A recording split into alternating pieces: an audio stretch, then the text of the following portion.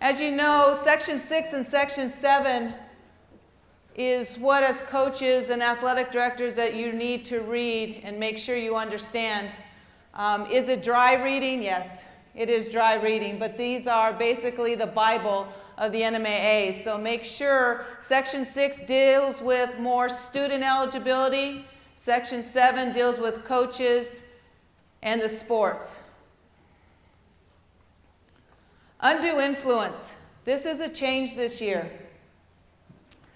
Coaches, you do a great job of supposedly not recruiting. You do a great job. But in this club world and in this world now that we have parents shopping around kids, what we see is an indirect recruiting going on. So we have the parents recruiting other kids to go there, or we have the club coaches shopping around a whole entire team to go to one school. In this day and age with open enrollment, my job, and I'm hired to do, is to keep a level playing field. But AAU and club, all of that changes that level playing field.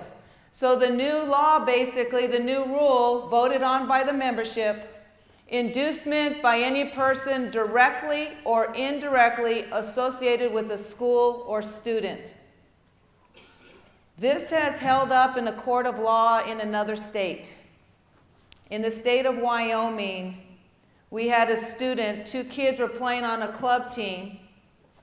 One student was at school A, one student was at school B. After the club season, school A student athlete asked school B student athlete to come and play. Come over to my school. And guess what? That happens here in New Mexico. Well, the Wyoming Association deemed student B ineligible at school A because he was directly and indirectly being recruited. It wasn't a coach, it was a kid. And that held up in a court of law. They ruled that student ineligible, and that student did not participate at all. So we are looking here in the state of New Mexico, the same type of thing. Make sure your athletes know that they can be ineligible, and parents need to know that they shouldn't be recruiting other kids to your school. Any questions?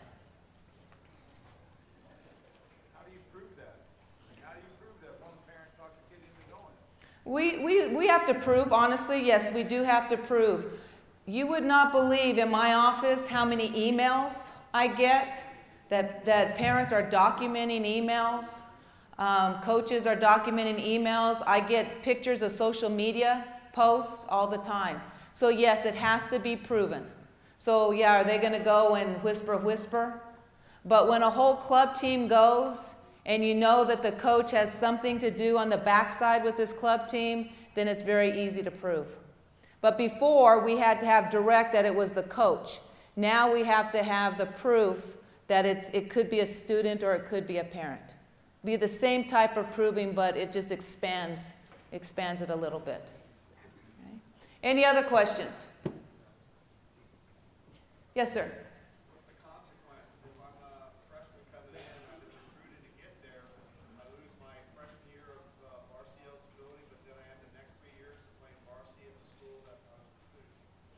Okay, the question is, what is the consequence? And at this point, we have 180 school days out, so a year of no eligibility at any level. Now, should it be 4 years? We haven't gone there yet, but we do have 1 year out. Usually 1 year deters anybody, even though kids, especially at larger schools, know that they're not going to be able to make the varsity, so I'm going to come in and play JV anyway. Well, a kid coming over would not even allow them to play sub-varsity ball or participate in any sport at any level. So we'll see if we need to get stricter on this, but at this time it's a 1 year out. Any other questions? Yes? Is that on the school or is that on the coach? Well, the kid will be ineligible. And then from there, depending on who the person who recruited will go with that. Usually if it's a coach, then there'll be a penalty on the coach, but at this point it would be the kid. We cannot so much penalize a parent But with our new sportsmanship bylaw, we probably could punish a parent as well. In the area where I'm at, I have my players that play in tournaments in the town next to us. And they have a high school coach that runs tournaments as fundraisers, and he's constantly talking to my players, and he's also talking to the parents. I mean, that's got to come to a stop. And what he was talking about, he said that they have tournaments and the other coach is constantly talking to parents and kids to come over to their school. Unless I know about it, I can't do anything about it. Well, you'll hear about it. That'd be great. Oh, I know. That's not just in my area. That community also has issues with that coach as well. And you know, the best thing to do is let me know, gather documents, whether there's Facebook, emails, phone calls, document everything, and let me know, and then I will go ahead and investigate it. A lot of times I know things before you guys even have to tell me, because it comes in my office. But I do need to know those things. Our job is to keep a level playing field. And education-based athletics, it's not about recruiting. These parents are used to the club world. They're used to a coach calling them and saying, hey, come play for my club team. And come do that. And the parents get all excited and they think, oh, my kid's being recruited. They just need another player on their basketball team. But the parents take it to extreme and then they carry it over to education-based athletics. And that's one thing that we need to stop. Yes, ma'am. What about 8th grade students? For school districts that allow 8th grade students, would you just rule them ineligible for their 8th grade year, or would that not take effect until their freshman year? Okay, the question was about 8th graders. What I have done in the past, I have ruled them ineligible for 8th and 9th. Because ultimately the recruiting is for high school and that is the 9th grade. So I have done both years. Any other questions? Yes, sir. A lot of high schools have junior programs. The junior Cougs, for example, 6th, 7th, 8th grade. There's a kid on those teams that does not live in that district, but ends up going to that school. Is that undue influence? It could be. So they're talking about AAU, especially in the big metro areas. You have junior Cougars, junior Eagles, and you have kids from all over. Yaffle is probably the biggest one in that, where a lot of these football teams go play for a Yaffle team under a high school name and do not live in that district. Is that recruiting? With this bylaw, it could be. Before it was not, because the high school coach was not involved. But if we do have parents that are actually, let's say at Cibola, making sure that these kids are on the same football team since 6th, 7th, and 8th grade, then yes, with this new bylaw, we could look into it now. But again, the documentation, we have to have documentation. As you know, in a court of law, guys, we have to have documents. We have to be proven. I cannot make a ruling unless I can prove it in court. And so that's why the more that you have, the more information you have, the better. I have a question. What about students from other states and recruitment in terms of that? Well, your situation, they asked about students from out of state. Your situation is a little bit different because it is a boarding school, and we have separate boarding school rules. So what I mean is actually other states recruiting New Mexico players. I don't have any control over the other states if you're recruiting New Mexico players. I mean, I can call their executive director and talk to them, but I don't have any control over that. Any other questions? Do you have people that oversee these types of programs that may have that undue influence? Like looking at Yaffle football teams where their name represents the high school and they get kids from all over the schools? I do know, yes, we start knowing who is recruiting all these kids and what's going on. But again, I know you guys don't like to squeal on each other. I understand that. But when I get these in my office, when I get an email in my office, I do not let anybody know who gave me that information. The only time that you will know who from my office who gave that information is if we go to court. Other than that, I always say something like, oh, I got a lot of phone calls, or I got a few emails. You know, I'll say something like that so they know and they won't try to pin down one person. So if you know who turned you in or whatever, it's because it was done in the community. It's not out of our office, because that information does not go out. Scholastic eligibility. This is new. You guys all know this new one. We had a committee.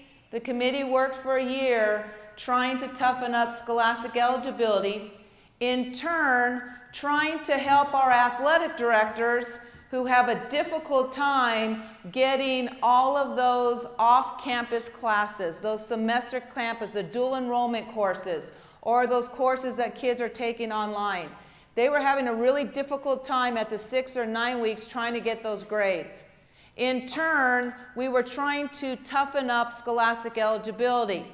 Now, some people say, oh, this is not as hard. But the idea, when we looked at it as a committee, what we did is we pulled all 51 state associations to find out what their scholastic eligibility was. And sadly to say, when you put all of those together, New Mexico was the second easiest or lowest GPA for kids to participate. Every other state association was so much harder than we were. And so a lot of the state associations, what they did in scholastic eligibility, their bylaws were geared towards students getting credit. So in other words, a lot of the state associations, if you had 6 credits after your freshman year, you were eligible your sophomore year because you were on track to graduate. So basically it was kids were not participating if they had Fs and did not get credit. Also, the 2.0 GPA, we would have loved to put it to a 2.3, honestly. And I know some coaches in here are like, well, we might lose some of these kids that are right there on the border. But if kids want to participate, they're going to do whatever they can to get that GPA. But we could not change it to a 2.3 GPA because 2.0 is state statute. So in order to change it, the GPA higher, we would have had to gone to the legislators and ask them to make it stricter. And so in order to avoid that and get this in place right away, we went with the no Fs, a 2.0 with no Fs. Now, has some of it got a little bit easier? Yes. But again, the idea is to get kids to graduate to get credits. So the two things we did, we allowed multiple classes to be taken over the summer to replace an exact course. So that would give kids eligibility. We also still, if the kid had 1 F, we kept the cumulative provision. So at the semester, if the kid has 1 F, you can look at the cumulative provision, and if they have above a 2.0 cum, then they're eligible. So actually these kids have a lot of ways this summer to get eligible. Now in the winter, that's going to be a little bit tougher because you don't have those courses to make up in the wintertime. If a kid is ineligible, you must check grades at the 6th and or 9 weeks, whatever grading period you have, in order for them to gain eligibility again. So we are not punishing a kid and keeping them out all semester. They then fall back to what you are used to.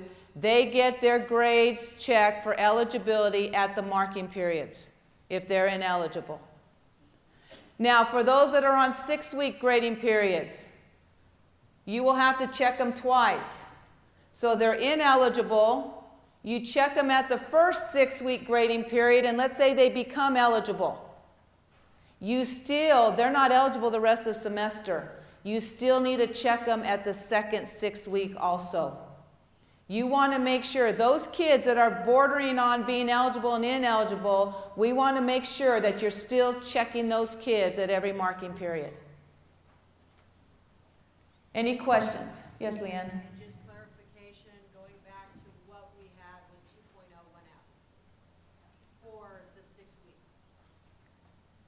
No, for clarification for 6 weeks, she wanted to clarify. At the 6 week and 9 weeks when you're checking them, it's just 2.0. They cannot have any Fs. Okay? So those kids that are ineligible, when you check them for 6 weeks or 9 weeks, they cannot have any Fs. 2.0 and no Fs. And if they're ineligible again, then they're ineligible. If they become eligible, then you want to check them again. Now, at the semester, at winter break, we're not using 9 weeks grades or 6 weeks grades. You are looking at semester grades.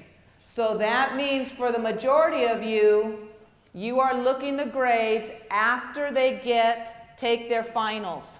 Then, when the finals are computed in, then you're going to look at their semester grades. And again, the reason for that is we were seeing student athletes participating when they would have the 9 weeks grades. They would fail all their semester finals, but they were eligible because of the 9 weeks. And then they had Fs for the semester. They didn't pass.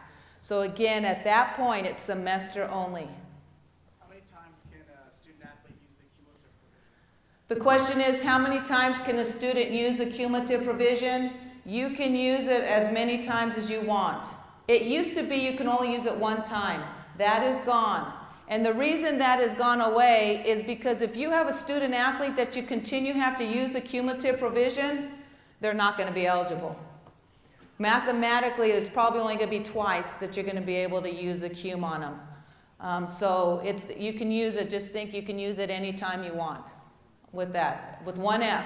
If a student has 2 Fs at the semester, you cannot cum them. Now, what I saw a lot this summer, which is right, what you can do, a student had 2 Fs, they took 1 F, and they replaced that grade, and then they were cummed, because at that point they only had 1 F, so they could be cummed. So a lot of people did that this summer. Any other questions? Your senior release, Okay, I heard voice over here. Go ahead. on the senior, if they only are required to go half a day, it says 51%. Does that mean they have to come back and do another class after lunch? Depends on your schedule. They're asking about 51%. So when we say they have to at least have 51%, make sure your seniors, if you are on a 6 or 7 period day, your seniors need to be enrolled in 4 classes in order to be eligible. We hear all the time, especially athletic directors, even coaches, you need to know this, the counselors at your schools do not understand. What they're looking at is Johnny just needs 3 credits and he's ever to graduate. And so they'll just put him in 3 classes. Athletic eligibility is different. You need over 51% of the day, which could be 4 classes. So make sure they're in that, and depending on the schedule, it could be before lunch or after lunch. It just depends. Just make sure they're in 4 classes for the most of you. If you're on a block schedule, they need to be in 3 classes per semester. Yes, Lynn? So you look at a kid's semester grade, they're good. They take summer school. Do you have to look at summer school, or are we okay knowing that she is good because of the semester grade? The question is we have a student that's eligible at semester. The student decided to take summer school grades. Do you need to look at those? And that's something we've talked about that. We did have a student this year that was eligible at the semester, took summer school grades, and the summer school grades made him ineligible because they failed. They had a C in a math class, and then all of a sudden they had an F in a math class, and that was supposed to replace that C.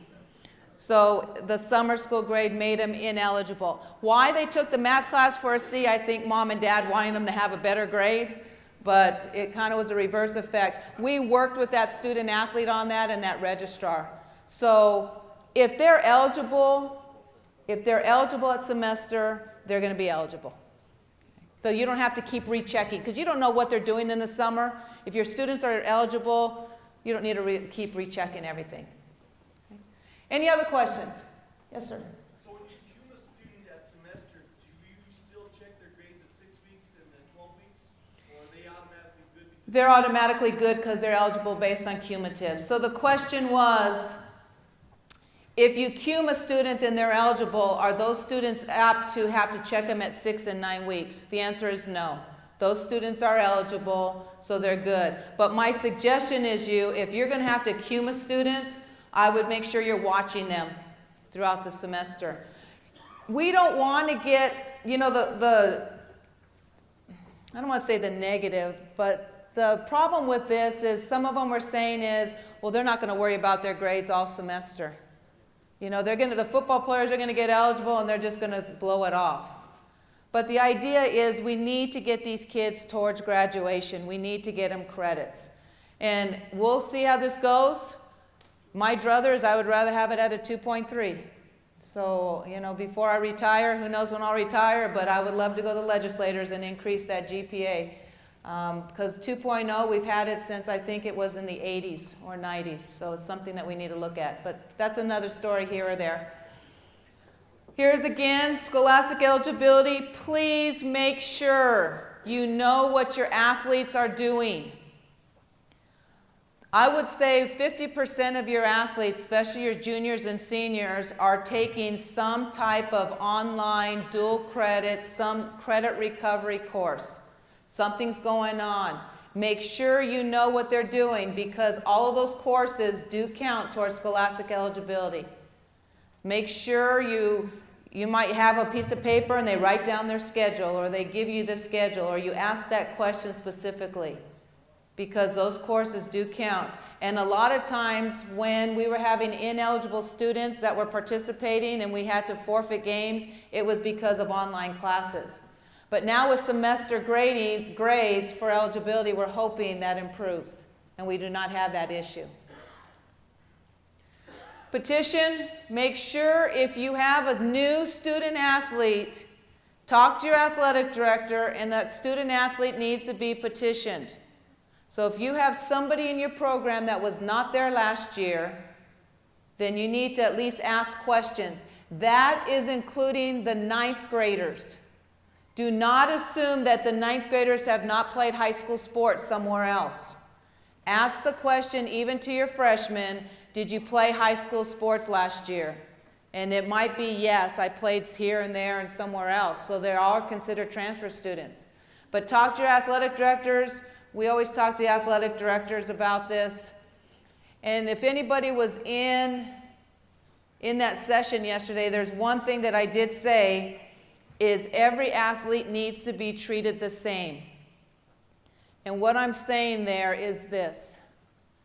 What comes across my desk, and I see athletic directors do this all the time, and a lot of it's because of urging by coaches, they will fight tooth and nail for an athlete that is good.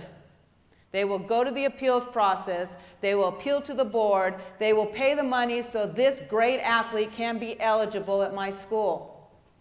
The mediocre athlete, if I say no, it's no. Okay, they can play JV. And that is the attitude that we get across there. Treat every kid the same. If that good athlete, if he really should be a transfer student and not eligible at your school, then he's a transfer student. Stand up for what's right, not just on the ability of the kid for that. 8th graders, and I know a lot of you, some of you would call me and say, oops, I messed up. 8th graders. 8th graders can only participate at the high school level in their attendance zone, or if it's part of the same school.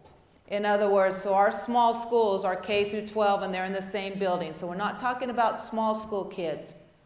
What we're talking about are more of our 3, 4, and 5As that their junior high or middle school is in another building. In order for them to play at the high school, they must live in that attendance zone. If they do not live in your attendance zone, they are not eligible to play high school sports. Even if mom and dad says, well, this is the high school I'm going to, and all of that, they must live in your attendance zone in order to participate. Questions with that? Yes? I got a question going back to getting new students in. I have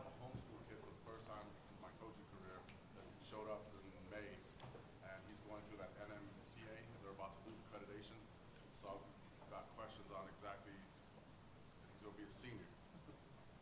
Okay, his question is homeschool students. Oh, here we go. we will go to the homeschool student. Here we go. That was my next slide. Gotcha. The question is homeschool students. Homeschool students are only eligible in their home attendance zone school. Do not call me and ask me, well, this kid lives here, the mom works here. I cannot do anything about this. This is state law. So NMA bylaws, we cannot supersede anything that state statute tells us. So if they do not live in your attendance zone, then they are ineligible. Now, for homeschool students, we have a lot of parents that think that they're a little clever, as you guys know, and the kid is ineligible, and then they said, oh, I'm going to pull him. They're blaming the teachers for the kid being ineligible, and then they said, we're going to homeschool him.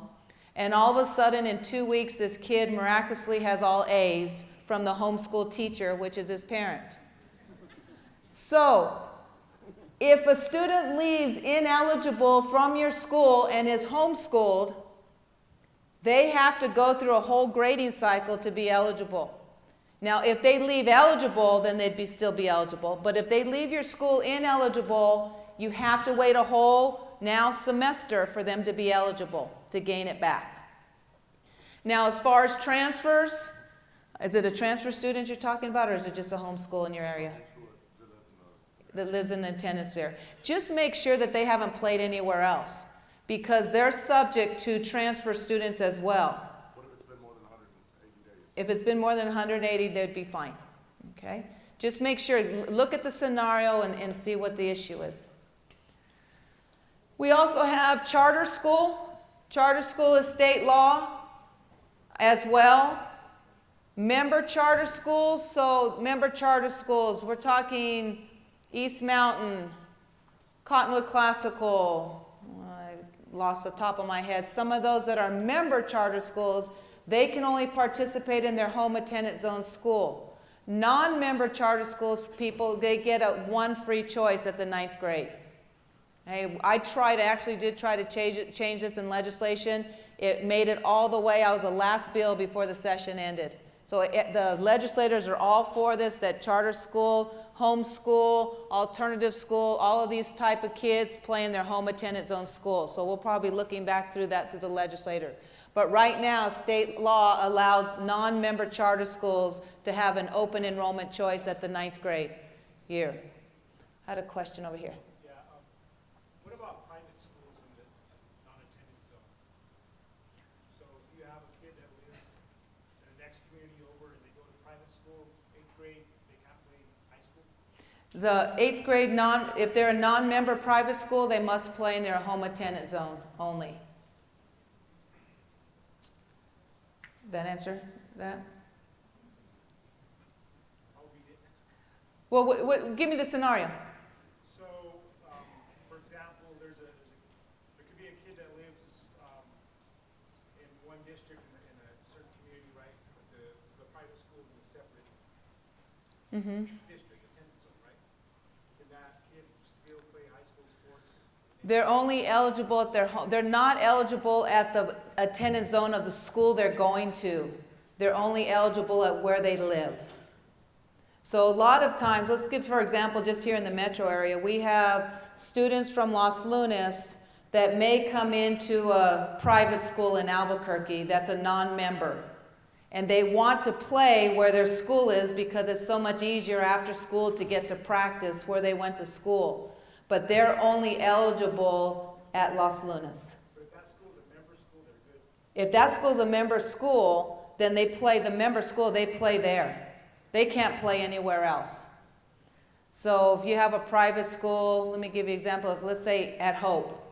Well, that's not good. Let's say Sandia Prep. The reason I'm going to say Sandia Prep because they do not have football. They can't go play football anywhere else. They're only eligible at Sandia Prep for those sports that they have. Okay? Sally, I have a question. Yes. What if the school doesn't offer, let's say, baseball, softball, or soccer? We used to have a thing within the district or the charter that they could play at school.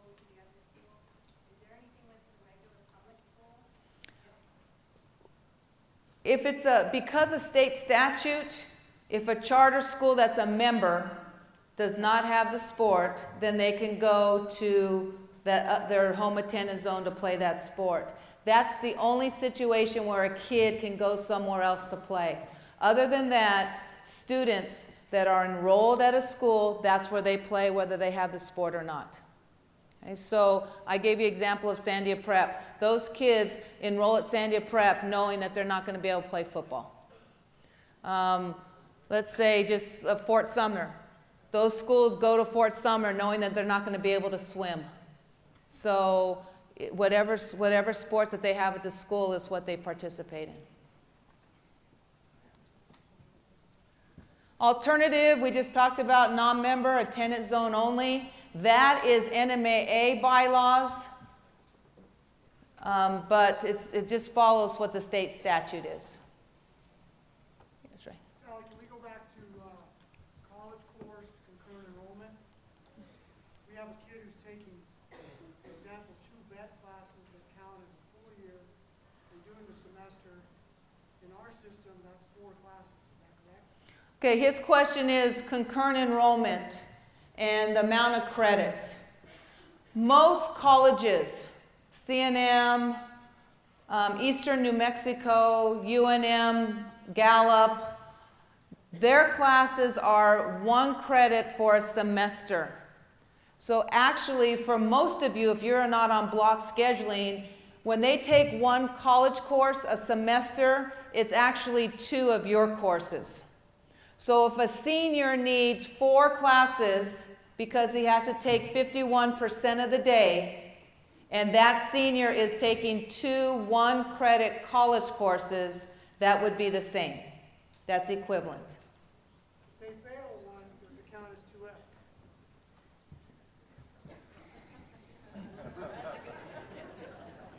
Where's Scott Owen? We were battling this. We've been battling this back and forth. What we have decided,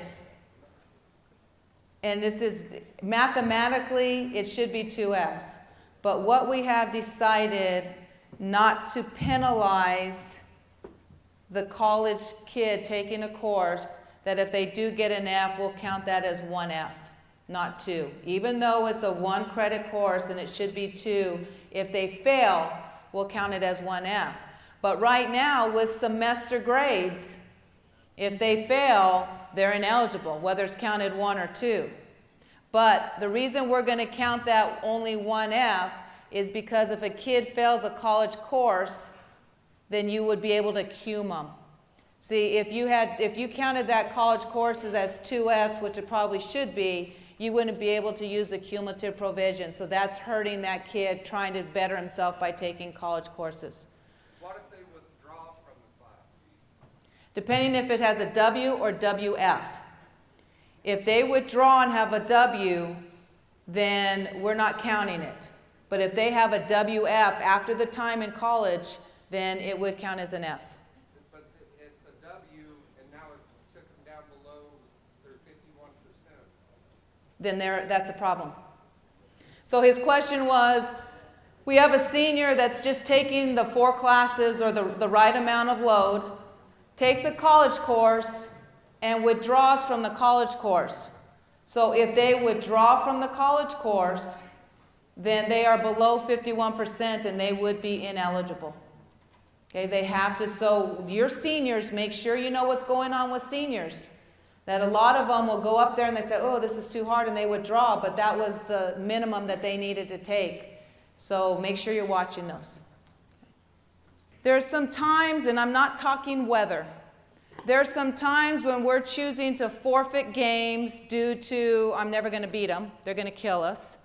I don't have enough kids because I only had 7 and now I have 2 that are ineligible and I can't have a volleyball team. There's always some type of situation that's occurring.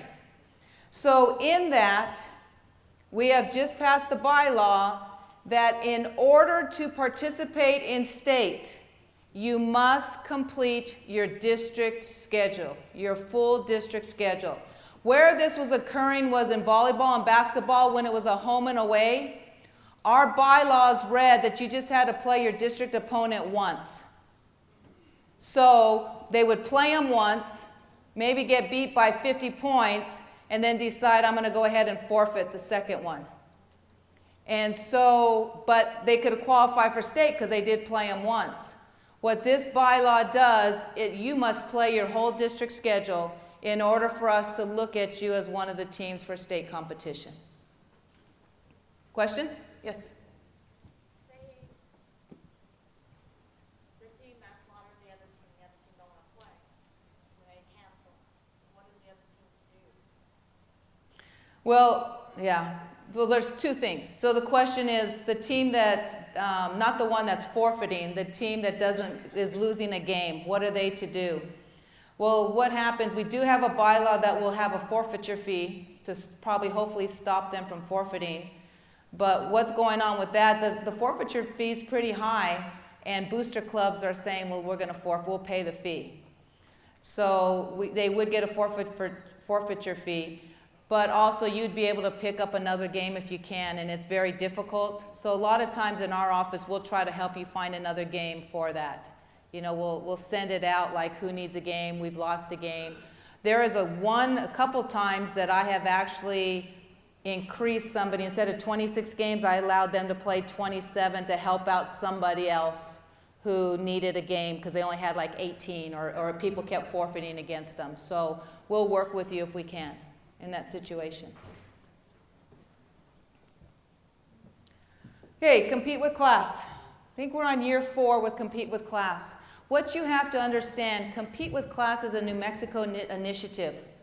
It was made up by your peers. And in fact, some of you in this office, in this room, were part of it. The curriculum, everything was New Mexico driven. And actually, there's other state associations who are now using our curriculum with Compete with Class. So it's really neat to see that something that came from New Mexico is being used around the nation. As you know, our 3 core values of Compete with Class, and we can talk about these all you want, but we have an issue. We have an issue with crowd control. And as you have talked about all of this the last 2 days, it's all on sportsmanship. We had a situation last year, as was on the media, we had a brawl. Everybody knows about the brawl. It's on every time I saw it on the news last night. I guess Santa Fe Public Schools was doing something, it was on the news, and that same picture was on the news last night. We also had a situation where we had an issue. I was able to punish a student that probably semi-caused the issue. However, when I investigated that situation, it wasn't the student athlete that really caused it. It was the fans in the stand calling him every name in the book that you can imagine throughout the game. And it only takes a 16-year-old boy just a little bit. How much can he take? How much can he tolerate all the way through? And so I'm punishing this kid pretty severely for his actions. And then the parents, nothing's happening. And they were the cause of it. With this new bylaw where I have a little bit more say when it comes to sportsmanship, I would have at that time worked with the athletic director and probably banned about 5 parents from that school that were the ones that really egged this kid on, in turn still punishing the kid for his actions, for taking the bait. When we have this new bylaw, and all of you've heard about, is that I may invoke penalties on the member schools. The wording that we have does say that I can put a kid out 180 students. Everybody's focusing on conduct by coaches, students, and spectators, and I can suspend for 180 days. The last thing that I want to do is to hurt a kid for parents. And the last thing I want to do is hurt a member school and a team for parents. What this bylaw allows to happen is for me to work closely with the administrators of the school. I'm not changing anything there. We're still going to work real closely. But it gives those administrators another umbrella to tell the parents, hey, this is what could happen if you don't get your act together. And if it just continues and continues and continues, then I can invoke some penalties. But we have to, as coaches, as administrators, we have to be the example. I know it's very difficult for you, for some of you, to talk to some of your parents about their behavior. I know it's hard for administrators to talk to their school board members because they're the ones that are going in the stands crazy. I understand all that. But go ahead now and use me. Use the NMAA, that we're going to work together, and my team and your kid and everybody can be penalized because of the behavior. We have to change this culture. I know what they see on TV, and I am not worried about what's going on in other states. I'm worried about New Mexico. And when I go to these national meetings, I'm telling you, we are in the forefront of a lot of things. And we do a lot of things well. And there's a lot of executive directors calling myself as to our bylaws and how we're working at things. But we do not have the issues of Florida, North Carolina. Their parents and a lot of their people in their state focus in on the college. You know, they have Duke, North Carolina, Florida, and all those. And then they have the pro teams. New Mexico, our parents focus in on high school. And that's actually neat to see. We have so much more people coming to our events than we do in large states. We're probably one of the top 8 in the country when it comes to attendance overall with all sports. So we do a really good job. In turn, that is what the parents are focusing on. They're going into a high school game like it's a pro game or it's a college game. And we need to make sure we teach our parents about education-based athletics. It's all about sportsmanship. And besides, if you, like I said, if you saw that video last year, the girl from Albuquerque High says, it's just a game. There's so much more to this than just winning or losing. Sure, we like to win. I was a coach. I was the same as you. But there's so much more to it than this. And I think what happened at Aztec High School last year, if that does not put into perspective what we're here and what it's all about and really what life is about, I don't know what else will. Because when you guys rallied around Aztec and the banners and the phone calls and supported them, that's where those kids learned life lessons. They learned more there on how to treat a human being and how to be cordial to somebody and how to support somebody or support their rivals. They learned more there than they would in a game of basketball. So throughout your teachings, please, please remember that. Like I said, one of these days when I retire, if we have great sportsmanship here, I'll be so happy. That's my goal. That's my goal in the next years, is we need to make sure we're the example nationwide as to sportsmanship. And so it's going to start this year, and it starts with you. A good example, and I don't know if he's in here, but we met with a bunch of coaches at the Coaches Association earlier. It was about 2 months ago. And one of our veteran coaches came up and said, we talked about sportsmanship and how different ideas to change, and I know you were doing that with Coaches and Coffee today. But he said, the preseason DVDs, we tend to go through the motions with preseason DVDs. The one last year was excellent. The one this year is also very good. And it's about sportsmanship. But what happens, athletic directors, and I'm going to talk to them about this afternoon, they'll put it in, and there'll be this many parents or more in a room, and they put the DVD on, and everybody's with their cell phones and whatever because they have everything else to do, and they're really not paying attention to the message.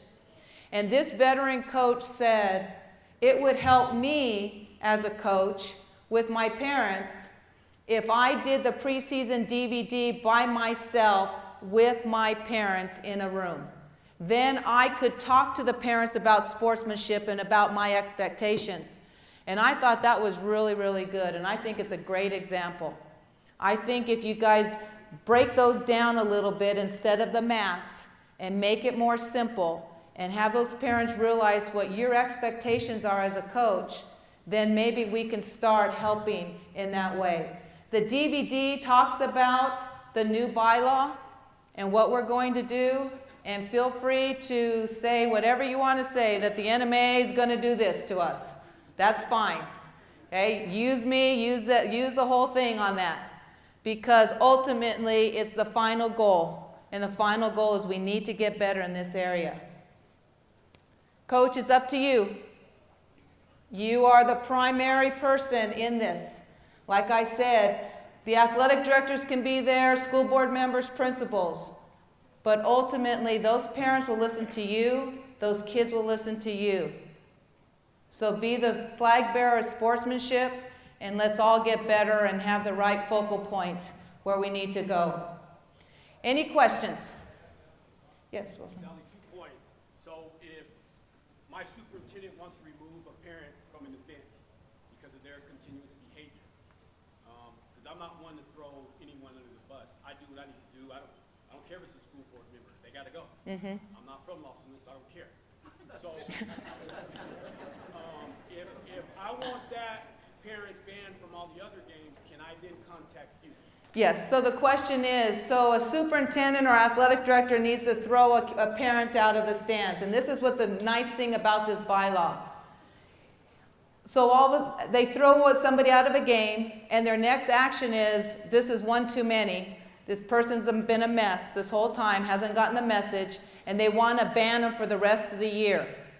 And the answer is yes. Call me, I will write a letter, and we will ban them from all NMAA events.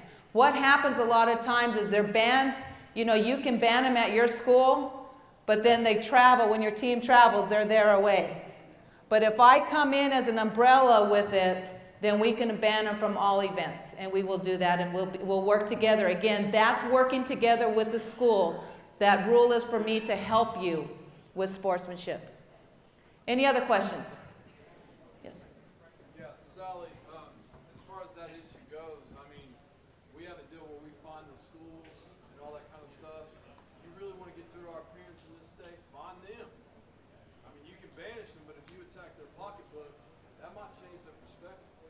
So the comment was for us to fine the parents. At this point, I would have to probably work with the public education department, because I can only, as you know, when we do appeals, whatever, I can only work with the school and put fines on the school. But many of the schools, if I fine a school, they're hitting the parent. So that's something that I will look into to see where's can I go with that. Okay. Any others? What about for like a junior varsity game where there's still parents there, but maybe the administrator's at a varsity event on the same night and we don't have as many administrators on site? That is an issue. The issue is administrators not being able to be at all events, not being able to be at sub-varsity. What our bylaws do say is that if it's a home contest, that administrator at home must be the one taking control. So we're going to reiterate that we have to have an administrator. I'm hoping we can get to the point where the coach is not the administrator while he's trying to coach. And that tends to happen a little bit. If I can get the superintendents to get people at schools to be able to fill that role, even though they might be a teacher, that would help. And that's something I'll work on. Okay. Well, thank you very much. And as you guys know, I do not have a secretary. My phone number is on the website, my cell phone. I answer it 24/7. I'm here for you. My whole staff works for you. So we're available. And if you ever need anything, let us know. Thank you very much.